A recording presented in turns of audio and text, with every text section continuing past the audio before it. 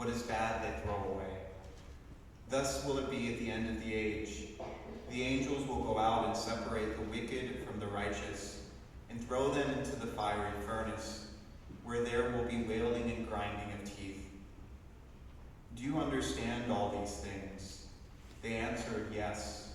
And he replied, then every scribe who has been instructed in the kingdom of heaven is like the head of a household who brings from his storeroom both the new and the old. The gospel of the Lord. Praise you, Lord.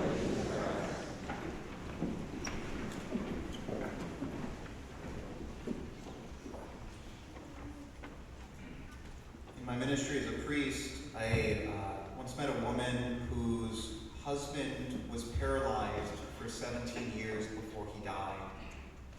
And the paralysis was so bad that he couldn't even walk to the bathroom.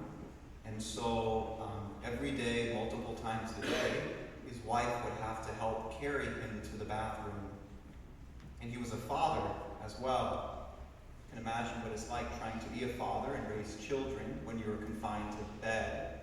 And for the mother as well, for mom to take care of her husband and her children as they were growing up. And as I was reflecting on this and hearing her story, especially as I reflected on this later on, it became very clear to me that for the 17 years before he died, that this woman was taking care of Jesus. She was taking care of Jesus for 17 years. Every time she would bring him food, every time she would help him walk even to the bathroom. And the husband, in the humility, the acceptance of recognizing he wasn't going to be healed from this, was also able to give her wife a gift, even if he didn't see it. And that was the gift he could give in his sickness, was giving his wife the opportunity to take care of Jesus. And so he truly got to be Jesus for her, and she was able to take care of him. There's so many powerful virtues which God was able to draw forth from this family. First, that pure sacrificial love of being able to care for each other even in that long illness. The humility on the husband's part to accept being cared for, and the love and patience of being cared for, and the love and patience of caring for someone else. Because sick people can often be very irritable, and it's hard to take care of. And then also, this surrender and trust to God. That no matter what was going to happen in this situation, that God was He was going to provide.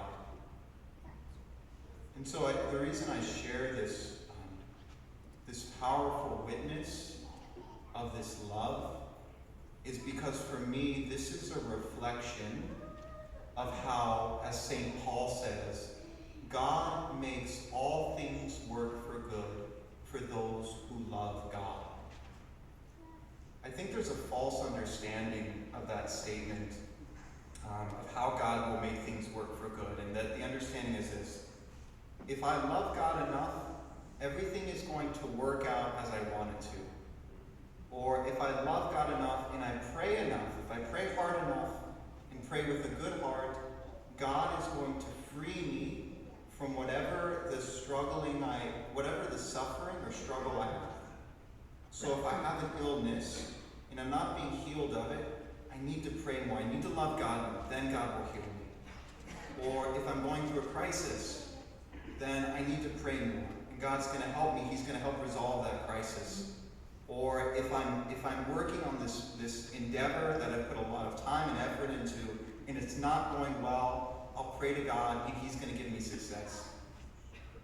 But unfortunately, God does not always act to remove the suffering. The reality is different from what we expect. Not all of our sufferings are removed from prayer.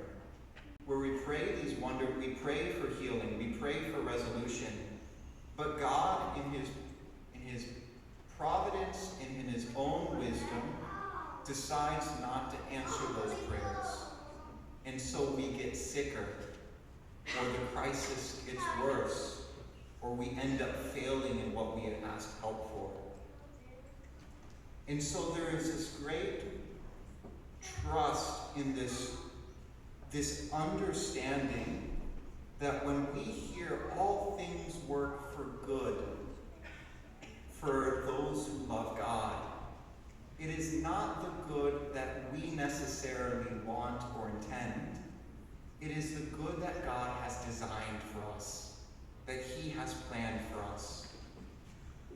And the trust that comes in is that the good that God has planned for me in this suffering is even greater and is going to bring more life and love and true happiness and richness than what I want.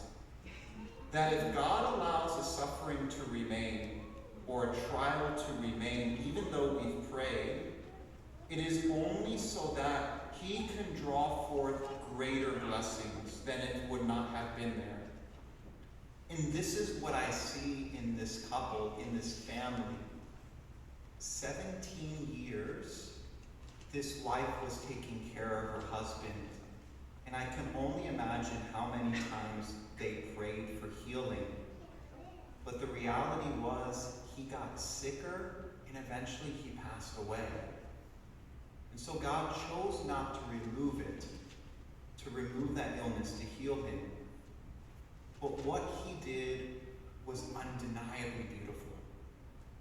The fact that He strengthened this couple's love, that He was able to draw out from this incredible humility and compassion and tender care and trust and surrender. All of those virtues that came out through that suffering, that husband and wife and their family are going to be able to hold on to for all eternity. And so it was not just a temporary fix.